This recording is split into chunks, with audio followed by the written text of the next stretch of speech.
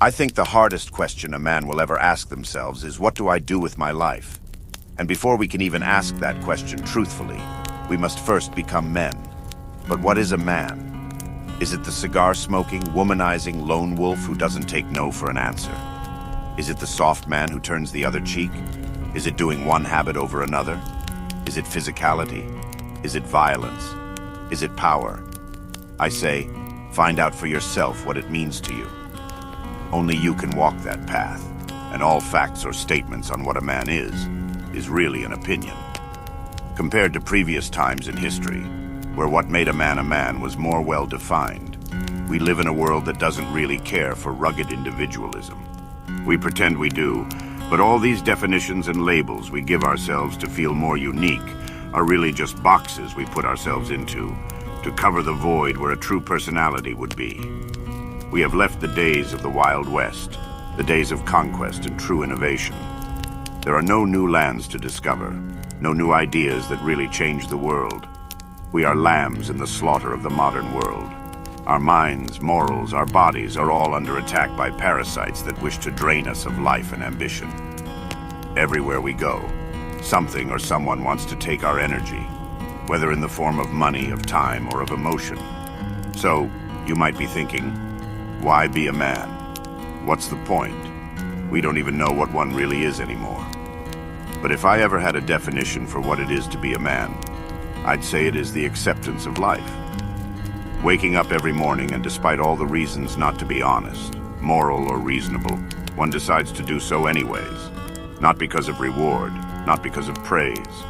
A man simply pushes forward towards a light from within, a light that can only be discovered by silence and contemplation, a light that can only be realized when you are surrounded by darkness. We cannot truly know ourselves until we are pushed up against a wall with no chance of escape, where the only option is confrontation with the self, where all the lies we tell ourselves lose effect, and nothing but the reality of what we are remains. It is through hardship, but also through love and joy, that we forge our light, so that it may grow into a fire that burns within us in every waking moment. Reducing life to its bare nature is a form of alchemy itself. We transmute the coal we are given, and we attempt to make diamonds. A diamond's beauty and value is not because it is common, but because it is rare. Many people pretend to have changed, to be reformed, but true change and catharsis is the rarest gem of all. It takes grit, and it takes soul to withstand the waves of life and remain optimistic and moral. It is so easy to slip into darkness and to never return. But it is within darkness, within sin and suffering, that we begin to crave the light. We begin to seek purpose and strength. We begin to develop humility and understanding. Some, however, will succumb to the darkness and never return. We see many people like this today. They are ruled by their shadow, ruled by anger and false justifications. They see oppression everywhere, they feel subjugated, they feel angry. But they have not learned one of the great lessons of life. That life is hard, and it is hard for everyone. No amount of money or luxury can save you from biology, from the elements, or from oneself. They fall into the illusion of happiness and safety being out there somewhere, never seeing they are the masters of their destiny and emotions. So I will ask you, what do you fight for? Illusion or truth? Truth is the essence of God. Deceit and lies are the agents of misfortune. Just as much as cold is the absence of heat, evil alone is simply the absence of God, and thus truth. But how do we know truth? This is the hardest part. We all have the innocence of the child within, and because of this, we fall for the lies we are told and buy into dysfunctional behaviors and thoughts. Most people do what they do, not because of evil, but because of innocence. The desire to be protected, to be recognized, and to be safe in some form or another can bring about the horrors of man. It seems the only way to discern truth from falsehood is to pay attention to the effect of our actions, as well as the actions of others throughout history. Actions and thoughts that bring harm to oneself and/or others cannot be truth. The fire within man is both the agent for change and the harbinger of destruction. So what is fueling your fire? A desire for power, or the desire for force? Power and force are two different things. It would serve you well to meditate on the meaning. A man wields power. A coward wields force. When nobody is looking, what do you do? When you have a chance to be petty or violent towards those weaker than you, do you take it? Do you wish to dominate others? Or do you wish to bring out the potential in yourself and those around you? These are the decisions that decide which path we are pursuing. Power or force. All great men wield power. A power of character that is unmistakable when in the presence of. A person whose fingers are grazing the infinite, and a mind that flows with the rivers of time. Modern movies and music would convince you that a man is someone who hates and dominates, who seeks wealth of material above all else. Have you ever asked why? The war of our time is not one of nations or races, but of the spirit and the direction of human consciousness. It's not hard to see that some actions and feelings are higher and stronger than others.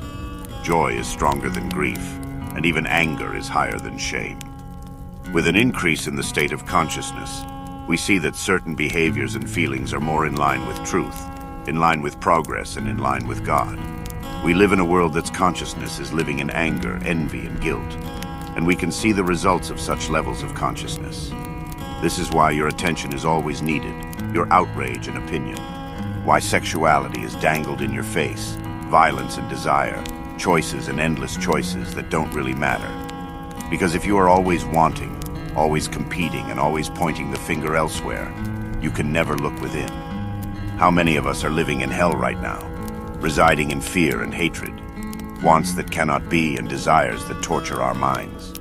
This kind of mindset is beneficial to our controllers, to be distracted with the illusion of political parties and race and gender. The hidden hand wishes for our complete enslavement to the material world and its traps. Love is the only way out. Love is not just platonic.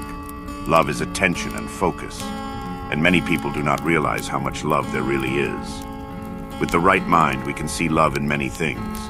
If our minds and hearts are open, we can see that a box made with love gives off an unmistakable energy, whereas something made robotically will lack this. All things give forth an intense aliveness, but those made and cared for with love give off an unmistakable aura.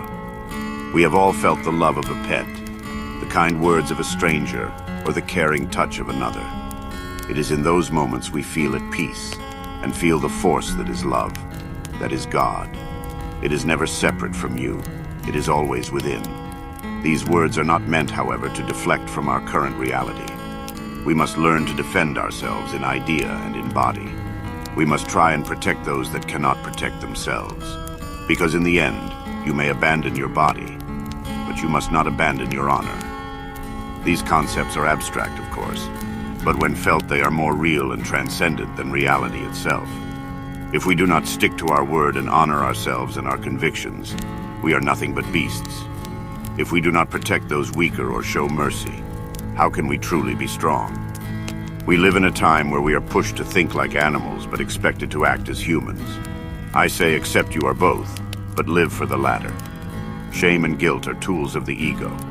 Even when you blame and put yourself down, you are really juicing your ego and the illusion it provides. They did this, they did that, I am right, and they are wrong. All of this gives us a kick of sorts. Part of the process of becoming a man is to stop feeling bad for yourself. Look for the lesson and stop blaming others as though it will change anything. It is childish and self-defeating. Even if every desire you ever had was satisfied, every wish granted, you would still be left wanting. True satisfaction is not possible in this world. Instead of feeling sorry for yourself, accept the role you have here and do your best. When do we stop and take time to look at a tree? Look into the sky and feel the sun.